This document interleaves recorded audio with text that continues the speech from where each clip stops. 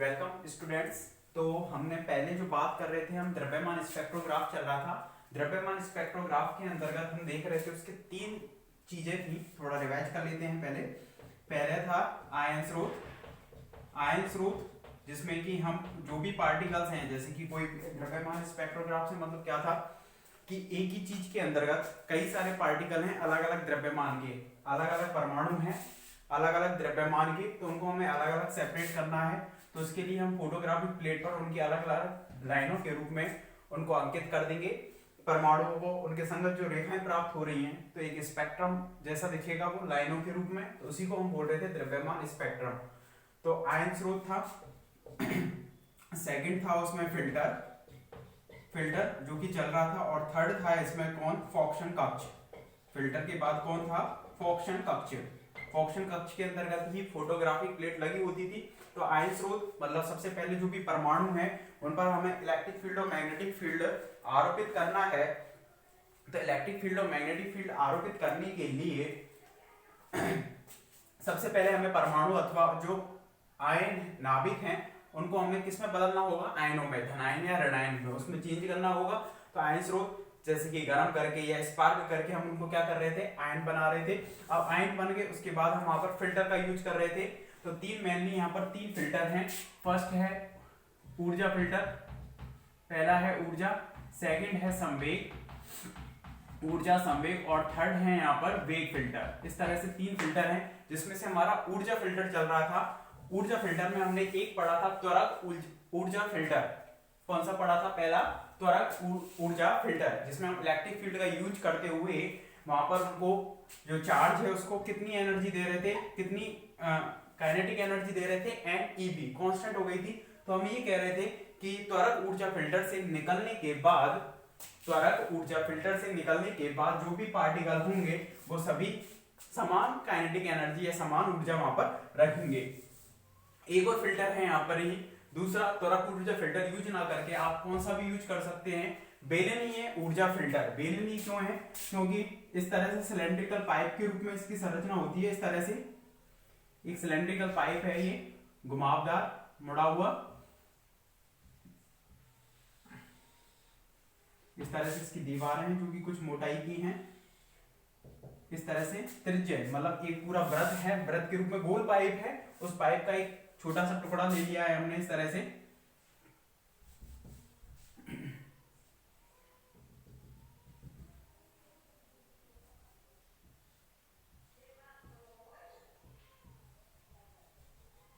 ये इसका क्या हो जाएगा, यहाँ पर केंद्र हो जाएगा, जिसको हमने O से बोल दिया। ये इसकी दीवारें हैं जो भी हमने बेलनी ऊर्जा फिल्टर लिया है। ये जैसे कैपेसिटर होता है, कैपेसिटर में दो दीवारें होती हैं, एक प्लस होती है और एक माइनस होती है। उसी तरह से है यहाँ पर कि ये प्लस दीवार है यहाँ पर, और ये वाली कौन सी दीवार है, ये वाली माइनस है। बेलनीय ऊर्जा फिल्टर में हम क्या है, बेलनीय संधारित्र का यूज करेंगे। अब कोई भी चार्ज पार्टिकल है वो यहाँ से क्या करेगा, प्रवेश करेगा इस तरह से। जैसे इस पॉइंट को बोल दिया P और इसको बोल दिया Q, तो इधर से या इधर से कहीं से भी वो प्रवेश करेगा, और प्रवेश करके वो कौन से पथ में घूमता हुआ जा रहा है, इस तरह से वृत्तीय पथ में यहाँ पर घूमता हुआ निकल रहा है। ऊर्जा फिल्टर में क्या है कि आयन स्रोत से निकला और इसको यहाँ पर डाल दिया, तो यहाँ पर उस पर कौन सा चार्ज लग रहा है, प्लस से माइनस की ओर। उस पर एक इलेक्ट्रिक फील्ड काम करेगा प्लस से माइनस की ओर। और जब वो वृत्तीय पथ में घूम रहा है, तो कोई भी पार्टिकल अगर वृत्तीय पथ में घूम रहा है तो उसको कहीं ना कहीं से सेंट्रीफ्यूगल फोर्स मिलेगा, यानी कि अभिकेंद्रीय बल मिलेगा। अभिकेंद्रीय बल क्या होता है, जो कि उसको वृत्तीय पथ में घुमाने के लिए आवश्यक हो। जैसे कि कोई क्या, सूर्य के चारों ओर जो पृथ्वी है वो चक्कर लगा रही है, तो उसको आवश्यक अभिकेंद्रीय बल दोनों के बीच में किससे मिल रहा है, गुरुत्वाकर्षण बल से। इसी तरह से हम कहेंगे नाभिक के चारों ओर जो इलेक्ट्रॉन है वो भी मोशन कर रहे हैं, तो उनको जो आवश्यक अभिकेंद्रीय बल है वो किससे मिल रहा है, वहां पर बताइए। आवश्यक जो अभिकेंद्रीय बल है वो किससे मिल रहा है वहां पर ना, कूलाम बल से, Q1Q2/r² कूलाम बल से। इसी तरह से आपने कभी देखा होगा कि आप कहीं पर हाईवे पे चल रहे हो, तो इस तरह से एक मुड़ाव आता है, यू टर्न लेते हैं, या फिर इस तरह से ज्यादा घुमाव आता है, वृत्तीय घुमाव जो आता है, तो वहां पर थोड़ा सा सड़क को ऊपर उठा दिया जाता है। किस कारण उठाते हैं उसको, सड़क को, क्योंकि वहां पर जो घर्षण बल है उसकी कमी हो जाती है। तो वहां पर अभिकेंद्रीय बल जो मिलता है वो किससे मिलता है, घर्षण बल से। तो वहां पर घर्षण बल के मान को बढ़ाने के लिए, अभिकेंद्रीय बल के मान को बढ़ाने के लिए उस सड़क को थोड़ा सा ऊपर उठा दिया जाता है। तो वहां पर आवश्यक अभिकेंद्रीय बल किससे मिल जाएगा, घर्षण बल से। तो यहाँ पर ये वृत्तीय पथ में घूम रहा है और इस वृत्तीय पथ की हमने लंबाई मान ली, या जिस वृत्तीय पथ में घूम रहा है इसकी जो रेडियस मान ली हमने यहां तक ये वाली,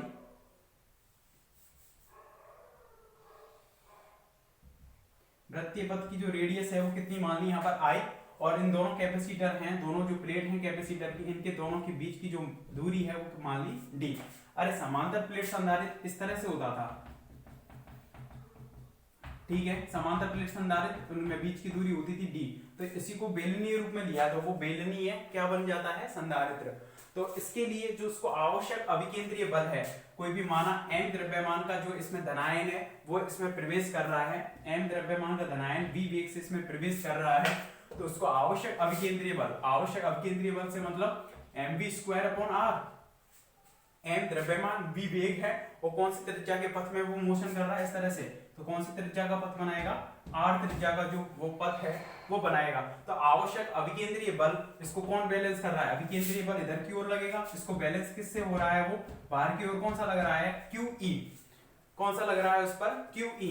तो किससे बैलेंस हो रहा है, वो QE से वो बैलेंस हो रहा है वृत्तीय पथ में। अगर वो घूम रहा है तो Q इक्वल टू कितना हो जाएगा, यदि वो चार्ज कितना लेकर आ रहा है, कोई भी चार्ज पार्टिकल है वो यहाँ से अंदर एंटर किया है, जो m द्रव्यमान है और Q चार्ज है, तो Ne, और यहाँ पर आ जाएगा इलेक्ट्रिक फील्ड E, तो mv²/r हो जाएगा ये।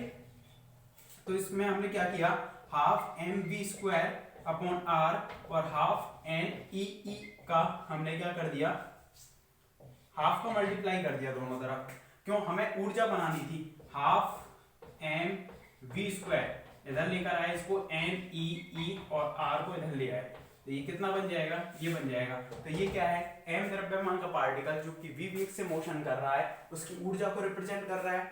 वो किस पर रिप्रेजेंट डिपेंड कर रहा है, उस पर जो चार्ज आया है Q इक्वल टू NE। तो n का मान कुछ भी हो सकता है, 2 3 फिक्स होगा, E चार्ज कांस्टेंट है, इलेक्ट्रिक फील्ड जो हम यहाँ पर लगाएंगे वो फिक्स है, उसको चेंज नहीं कर रहे हैं, और r त्रिज्या वो वृत्तीय पथ भी उसका कांस्टेंट रहेगा, क्योंकि वो वृत्तीय पथ को लगातार चेंज नहीं कर रहा है, हमेशा r रेडियस के पाथ में ही वो क्या करेगा, वहां पर घूमेगा, इस तरह से वृत्तीय पथ में वो घूमकर जाएगा। तो हम ये कहेंगे कि अगर जो चार्ज पार्टिकल आ रहा है, धनायन जो आ रहा है, बेलनीय ऊर्जा फिल्टर से निकलने के पश्चात सभी जो धनायन है उन धनायनों की ऊर्जा कैसी हो जाएगी, समान हो जाएगी। तो इसलिए इसको बोल रहे हैं बेलनीय आकृति होने की वजह से बेलनीय ऊर्जा फिल्टर। तो पहले इस चित्र को बनाएं, फिर इसमें लैंग्वेज लिखेंगे।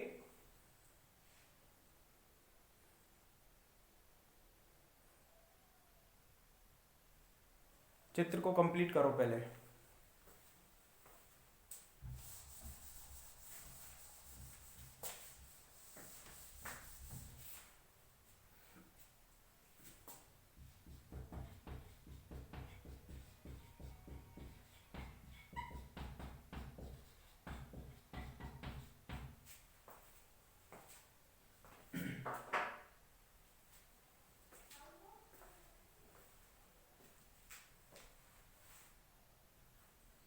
तो ऊर्जा फिल्टर में हमने दोनों में ही किसका यूज किया है, इलेक्ट्रिक फील्ड का, ये ध्यान रखना।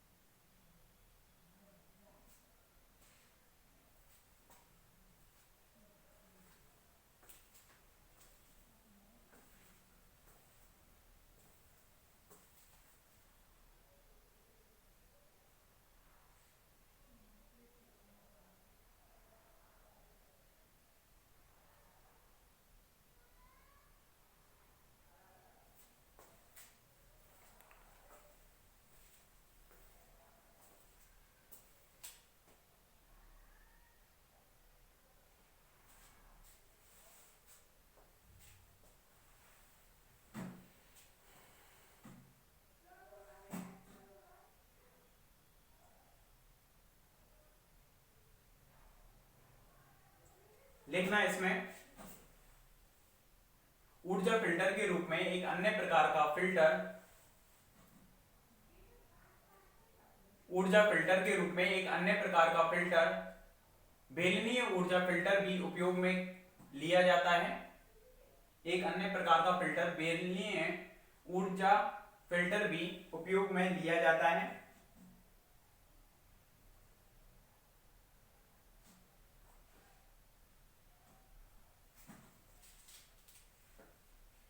जिसमें दो बेलनाकार प्लेट हैं, जिसमें दो बेलनाकार प्लेट हैं, बेलनीय प्लेटें हैं ये, इनको नाम दे देना C1 और इसको नाम दे दिया C2। जिसमें दो बेलनाकार प्लेट हैं C1 तथा C2 होती हैं, जिनके मध्य की दूरी स्मॉल d होती है। जिसमें दो बेलनाकार प्लेट हैं C1 व C2 होती हैं, जिनके मध्य की दूरी स्मॉल d होती है।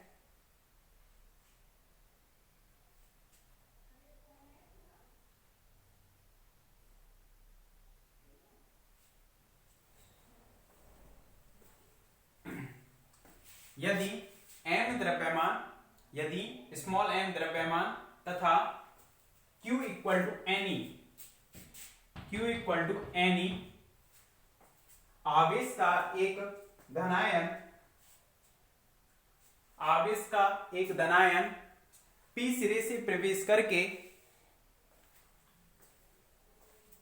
p सिरे से प्रवेश करता है, m द्रव्यमान तथा q इक्वल टू ne आवेश का एक धनायन p सिरे से प्रवेश करता है एवं q सिरे से बाहर निकलता है,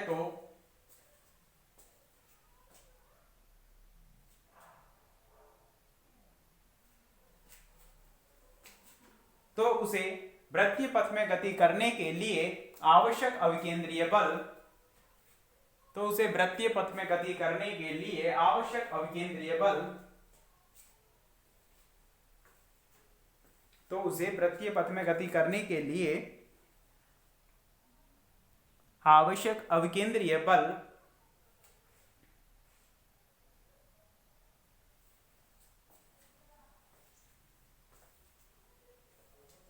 कूलाम बल से प्राप्त होता है।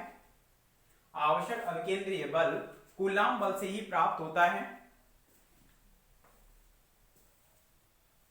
क्योंकि E का मान भी क्या होता है बिंदुवत आवेश के लिए, KQ/r² और Q का मल्टीप्लाई हो रहा है KQ1 Q2/r²। ये तो कूलाम का नियम होता है। तो उसी रूप इस नियम को भी हम QE के रूप में जो लिखते हैं, ये भी क्या है, कूलाम का नियम ही बोला जाता है, F इक्वल टू QE।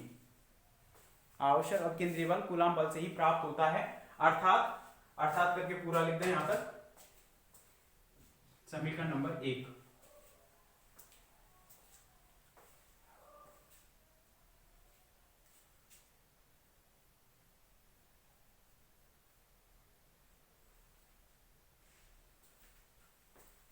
समीकरण नंबर 1 डाल देना।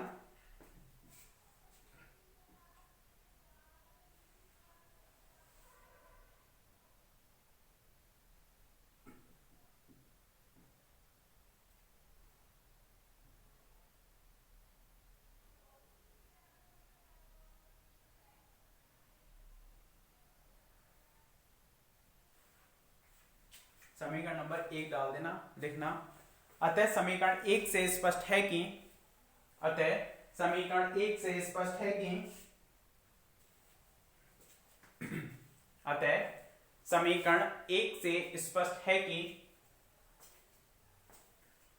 बेलनीय ऊर्जा फिल्टर से निकलने के पश्चात, बेलनीय ऊर्जा फिल्टर से निकलने के पश्चात सभी धनायनों की ऊर्जा समान होगी। बेलनीय ऊर्जा फिल्टर से निकलने के पश्चात सभी धनायनों की ऊर्जा समान होगी। ठीक है, तो इस तरह से हम ऊर्जा फिल्टर का यूज कर सकते हैं। द्रव्यमान स्पेक्ट्रोग्राफ आपके दो हैं, ये तो हम उसके उपकरण में हमें किस किस चीज का यूज करना है उनके बारे में पढ़ रहे हैं। एक तो आयन स्रोत, फिर फिल्टर और फिर फोक्शन का, इन चीजों की जरूरत पड़ेगी हमें, और फिर इनका यूज करते हुए हम वहां पर क्या बनाएंगे, द्रव्यमान स्पेक्ट्रोग्राफ, जो कि दो हैं आपके सिलेबस में, बेन ब्रिज द्रव्यमान स्पेक्ट्रोग्राफ और एक है द्विफॉक्सी द्रव्यमान स्पेक्ट्रोग्राफ। तो दोनों के बारे में पढ़ना है, पहले उसके भागों के बारे में पढ़ रहे हैं कि उसमें हमें क्या क्या चीजें यूज करनी होंगी। तो इस तरह से हमने उसकी ऊर्जा को क्या कर दिया, समान कर दिया। तो ऊर्जा को समान कर रहे हैं उसको बोलेंगे ऊर्जा फिल्टर, और जो संवेग को समान कर रहे हैं उसको बोलेंगे हम संवेग फिल्टर। तो अगला सेकंड पॉइंट डालें, जैसे भी चल रहा हो रोमन में ऐसे, संवेग फिल्टर, संवेग फिल्टर। अब तक हम इलेक्ट्रिक फील्ड यूज कर रहे थे, संवेग फिल्टर में हम दोनों मैग्नेटिक फील्ड यूज करेंगे इसमें। इसी तरह से ये इसमें एक त्रिज्यीय नली होती है, इस तरह से एक नली है, वृत्तीय रूप में है, त्रिज्यीय रूप में बोल सकते हैं।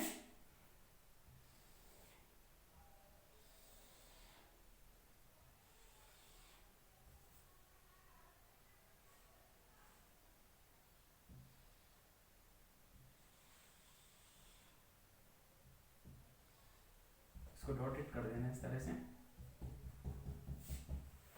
ठीक है। इस तरह से एक वृत्तीय नली है, इसमें क्या है, हमने लंबवत चुंबकीय क्षेत्र, क्रॉस का मतलब क्या होता है, क्रॉस और डॉट, दो नोटेशन आपने इस तरह से पढ़े होंगे। तो इस पे एक वृत्तीय नली है, इसके अंतर्गत इसका ये वाला सिरा P है, इसका सिरा ये वाला Q बोल दिया, और उसमें एक चार्ज पार्टिकल इस तरह से वृत्तीय पथ में ही गति करता हुआ इस तरह से m द्रव्यमान का है, Q चार्ज पार्टिकल है, Q धनायन है, V वेग से इसमें मोशन कर रहा है वृत्तीय पथ में, और इसका वृत्तीय पथ वही मान लिया हमने कितनी रेडियस का, r रेडियस का इसका क्या है वृत्तीय पथ है, और ये त्रिज्या का इस जो वृत्त बन रहेगा पूरा, इस वृत्त का क्या है केंद्र है ये, ठीक है, O पॉइंट पहला जैसा ही है। लेकिन पहले हम इलेक्ट्रिक फील्ड यूज कर रहे थे और इसमें हम कर रहे हैं मैग्नेटिक फील्ड, यानी कि B वेक्टर का यूज कर रहे हैं मैग्नेटिक फील्ड। और मैग्नेटिक फील्ड लग कैसा रहा है, इस तरह से लंबवत, लंबवत। चार्ज पार्टिकल तो इस समतल में गति कर रहा है, ठीक है, इस समतल में है, और इस पर लंबवत लग रहा है कौन, मैग्नेटिक फील्ड। तो एक दूसरे के ये क्या हुए, लंबवत हुए। कैसे कि चार्ज पार्टिकल है वो तो इसमें मोशन कर रहा है, मैग्नेटिक फील्ड लंबवत है, अंदर की ओर है, तो एक दूसरे पर क्या हो गए, ये परपेंडिकुलर हो गए। तो जब भी कोई चार्ज पार्टिकल है v वेग से मोशन करता है मैग्नेटिक फील्ड में, तो उस पर कौन सा बल काम करेगा, Lorentz force, F equal to q v cross B. ये पढ़ा होगा आपने कि जब भी मैग्नेटिक फील्ड में v वेग से कोई भी q चार्ज का जो आवेश है वो गति कर रहा है, तो उस पर बल कौन सा लगेगा, लॉरेंज बल, इस तरह से लगेगा। और लॉरेंज बल जब लगेगा तो अब यहाँ पर इस चीज का ध्यान रखना कि लंबवत लग रहा है मैग्नेटिक फील्ड, तो आपने इस तरह से सीधे हाथ का नियम पढ़ा होगा जिसमें कि हम फोर्स की डायरेक्शन निकालते हैं कि वेग और ये दोनों एक दूसरे के क्या हैं, यहाँ पर लंबवत हैं। B है वो वेग के कैसा है, लंबवत है। तो आपने पढ़ा होगा इस तरह से कि यहाँ पर Q चार्ज पार्टिकल है मैग्नेटिक फील्ड, और यहाँ पर Q चार्ज पार्टिकल x दिशा में, तो मैग्नेटिक फील्ड y दिशा में क्या है, Q चार्ज पार्टिकल है, इस तरह से। तो मैग्नेटिक फील्ड की दिशा में अपनी उंगलियों को करेंगे, चार्ज पार्टिकल की दिशा में अपने अंगूठे को करेंगे। तो इस पर हमारी जो हथेली है वो किसको रिप्रेजेंट करेगी, इस पर लगने वाले बल को। तो इस पर जो बल लगेगा अंदर की साइड में लगेगा, तो थोड़ा सा ये अंदर की ओर घूम जाएगा, फिर उस पर थोड़ा हमारी हथेली नीचे जाएगी, इस तरह से उसका लगातार जो पथ है हमारी हथेली की दिशा में लगता जाएगा, उस पर जो बल लग रहा है, इस तरह से उसका जो पथ है इस तरह से वृत्तीय बनेगा। तो यहाँ पर जो वृत्तीय बनने का कारण यही है कि जब जब वेग के लंबवत होगा मैग्नेटिक फील्ड, तब तब उसका जो पथ है वो कैसा हो जाएगा, यहाँ पर वृत्तीय हो जाएगा। इस चीज का ध्यान रखें। तो वही पहले वाली चीज कि यहाँ पर जो आवश्यक अभिकेंद्रीय बल है यानी कि mv²/r, ये अभिकेंद्रीय बल है, यहाँ पर किससे मिलेगा, लॉरेंज बल से। आवश्यक अभिकेंद्रीय बल है वो किससे मिलेगा, यहाँ पर लॉरेंज बल से। लॉरेंज बल कितना है, q v cross b, q v cross b, और v और b एक दूसरे के क्या है, लंबवत हैं। वेग तो इसमें है समतल में, और मैग्नेटिक फील्ड लंबवत है, उसी तरह से उस पर लगाया और कांस्टेंट वैल्यू का लगाया है। तो q v b sin 90, और sin 90 का मान 1 हो जाएगा। तो mv²/r ये हो जाएगा यहाँ पर q v b। अब v से एक v कैंसिल आउट हो जाएगा, तो mv बचेगा, यहाँ पर q b और कितना हो जाएगा r, ठीक है, इस तरह से। तो मतलब ये कह सकते हैं कि जब भी कोई चार्ज पार्टिकल p सिरे से q सिरे तक पहुंचेगा तब उसके पास संवेग कितना होगा, mv। तो इक्वल टू q पर डिपेंड कर रहा है, मैग्नेटिक फील्ड पर डिपेंड कर रहा है, और पाथ के रेडियस पर डिपेंड कर रहा है, उस वृत्त के पथ पर, वृत्त की त्रिज्या पर डिपेंड कर रहा है। तो सभी कांस्टेंट है, क्योंकि Q उस पर चार्ज कांस्टेंट है कितना, mv इक्वल टू NeVr, कितना चार्ज लेकर आ रहा है वो यहाँ पर Ne चार्ज, आयन स्रोत से ही है वो तो फिक्स Ne लेकर आ रहा है, मैग्नेटिक फील्ड कांस्टेंट है और जो त्रिज्या में घूमेगा वो भी कांस्टेंट है। मतलब हम ये कहेंगे P से Q सिरे तक जब वो पहुंचेगा तब उसका जो संवेग है वो कैसा हो जाएगा, फिक्स हो जाएगा, समान हो जाएगा सभी का। तो लिखें इसमें, लेकिन लिखने से पहले चित्र को बनाएं। एक चीज ध्यान रखना, जब जब चार्ज पार्टिकल की वेग के लंबवत मैग्नेटिक फील्ड होगा तब तब उसका जो पथ है वो कैसा होगा, वृत्तीय होगा। हालांकि बल तो और स्थिति में भी लगेगा कि थीटा इक्वल टू 10 डिग्री हो, 30 डिग्री हो, 60 डिग्री हो, 90 हो, 180 हो, कुछ भी हो, बल तो तब भी लगेगा। लेकिन जो वृत्तीय पथ में जब घूमेगा तो उसके लिए 90 वाली कंडीशन होनी चाहिए, लंबवत होना चाहिए चुंबकीय क्षेत्र।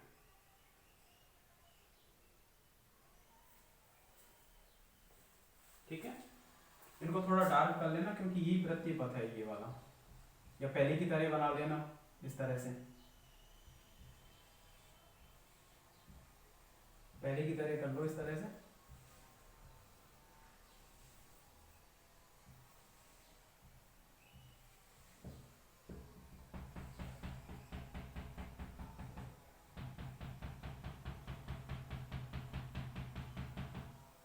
इस तरह से कर लो।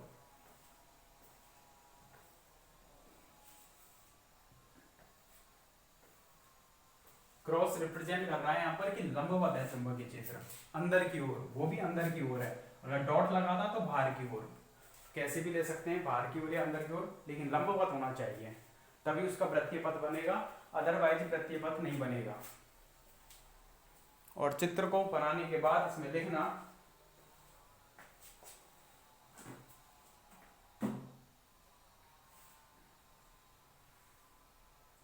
P सिरे से पहले अलग अलग संवेग लिए हुए होंगे वो, क्योंकि उन सभी का द्रव्यमान भी अलग है, वेग भी अलग है, लेकिन उससे निकलने के पश्चात संवेग फिल्टर से उन सभी का जो संवेग है वो कैसा हो जाएगा, कांस्टेंट हो जाएगा, फिक्स हो जाएगा।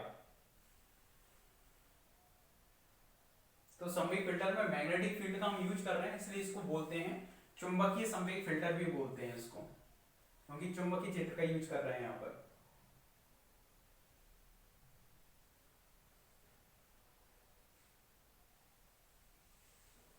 लिखें इसमें पहले, भिन्न भिन्न संवेग वाले एक धनायन पुंज से, भिन्न भिन्न संवेग वाले एक धनायन पुंज से, भिन्न भिन्न संवेग वाले एक धनायन पुंज से समान संवेग वाला धनायन पुंज प्राप्त करने के लिए, समान संवेग वाला धनायन पुंज प्राप्त करने के लिए उपयोगी उपकरण को संवेग फिल्टर कहते हैं। उपयोगी उपकरण को संवेग फिल्टर कहते हैं।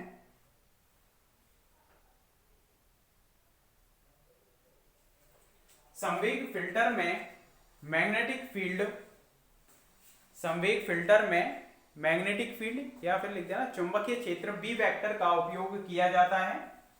चुंबकीय क्षेत्र बी वेक्टर का उपयोग किया जाता है जो कि वृत्तीय पथ में एक समान होता है। एक समान मतलब कांस्टेंट रख रहे हैं, ऐसे नहीं यहाँ अलग है, यहाँ अलग है, यहाँ अलग है, इस तरह से नहीं हम, क्योंकि मेन हमारा कारण है संवेग को समान करना। अगर मैग्नेटिक फील्ड कांस्टेंट नहीं होगा तो ये भी कांस्टेंट नहीं हो पाएगा, जो कि वृत्तीय पथ में एक समान रहता है।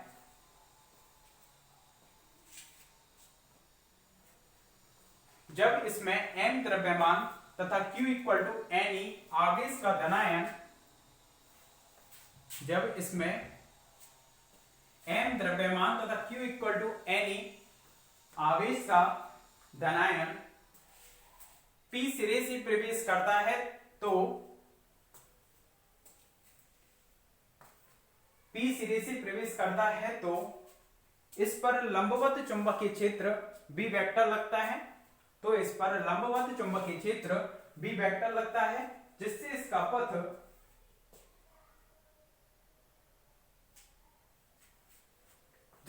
पथ वृत्तीय हो जाता है, जिससे इसका पथ वृत्तीय हो जाता है। अतः वृत्तीय पथ में गति करने के लिए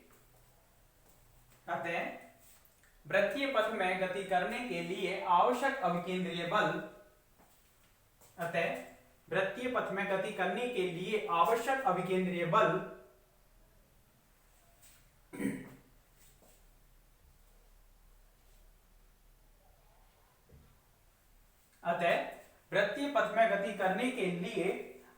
अभिकेंद्रीय बल लॉरेंज बल से प्राप्त होता है।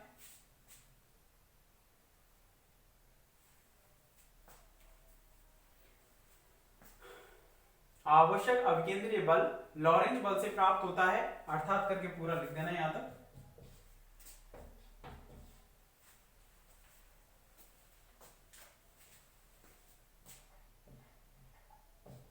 इसको भी लिख देना कि दोनों एक दूसरे पर लंबवत हैं, वेग और चुंबकीय क्षेत्र।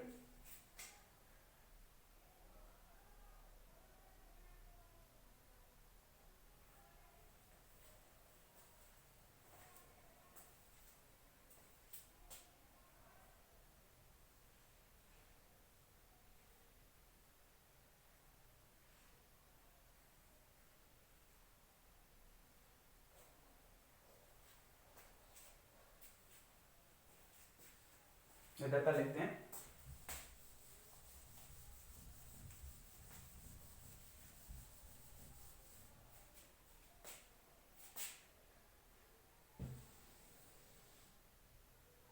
इसे नहीं बनाना अभी।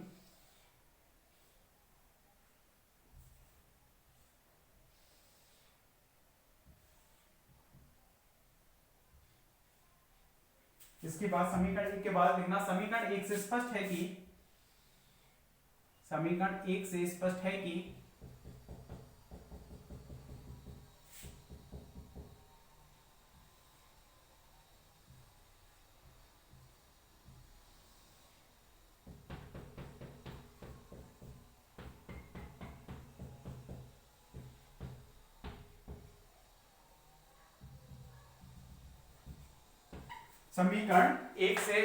कि संवेग फिल्टर से निकलने के पश्चात सभी धनायनों का संवेग एक समान होगा। सभी धनायनों का संवेग एक समान होगा। और इसके बाद अगली हेडिंग डाल देना, संवेग फिल्टर में इस तरह से होगा, मैग्नेटिक फील्ड का यूज किया था। थर्ड डाल देना वेग फिल्टर डाल दो और इसको लिखें, इस पर इस चित्र को बनाएं पहले, माइनस ये प्लस, और इसमें लंबवत चुंबकीय क्षेत्र है अंदर की ओर। चित्र को बाद में बना लेना, पहले एक बार समझ लेते हैं इसको।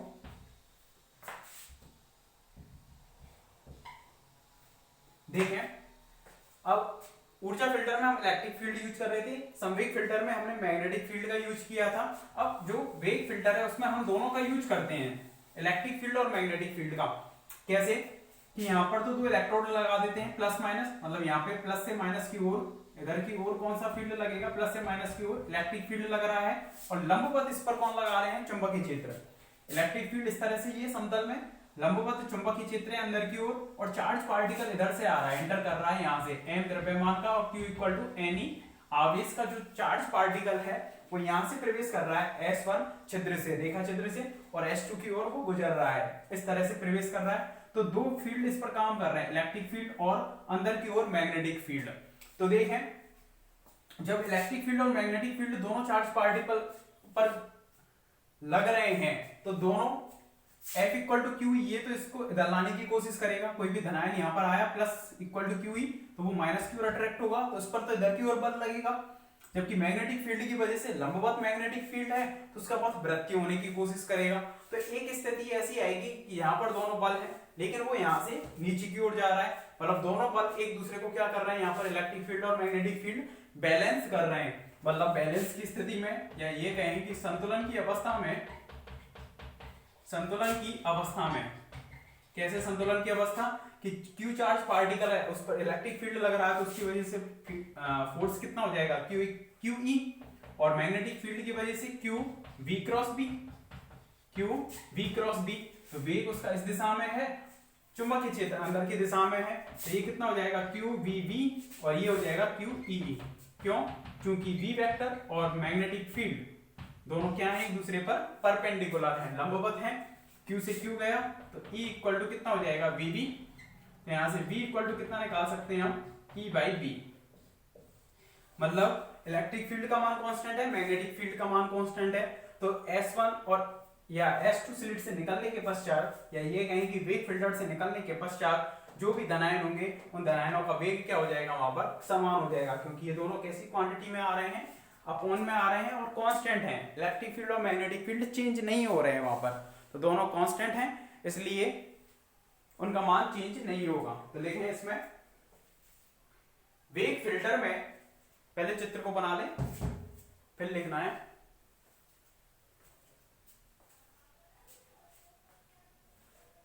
चित्र को बना लेना आप पॉज करके, लिखें इसमें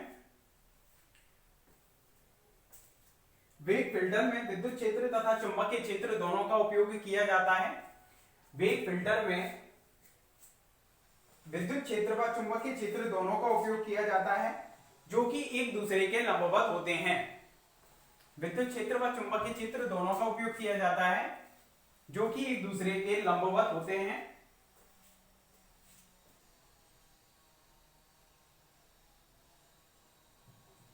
V वेग के धनायन पर, स्मॉल v वेग के धनायन पर विद्युत बल तथा चुंबकीय बल, विद्युत बल ब्रैकेट में लिख देना F इक्वल टू QE, विद्युत बल F इक्वल टू QE तथा चुंबकीय बल F equal to QVB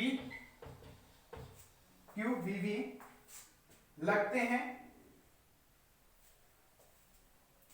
QE तथा चुंबकीय बल QVB लगते हैं। एक स्थिति में जाकर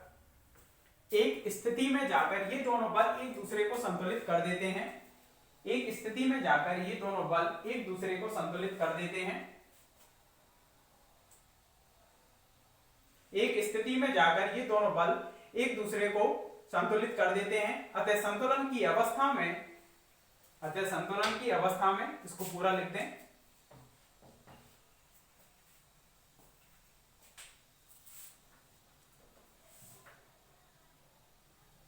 संतुलन की अवस्था में लिख दें इसको।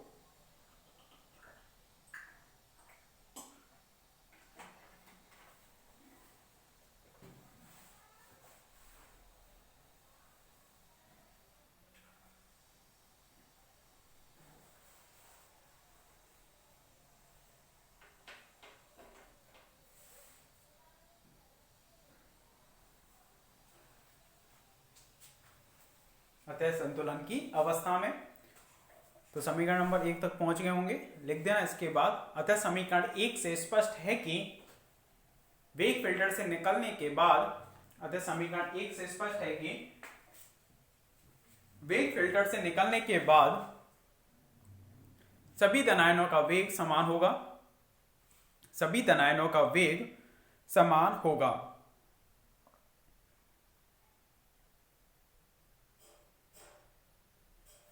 ठीक है, यहां तक आपके ये वेग फिल्टर कंप्लीट हो गया।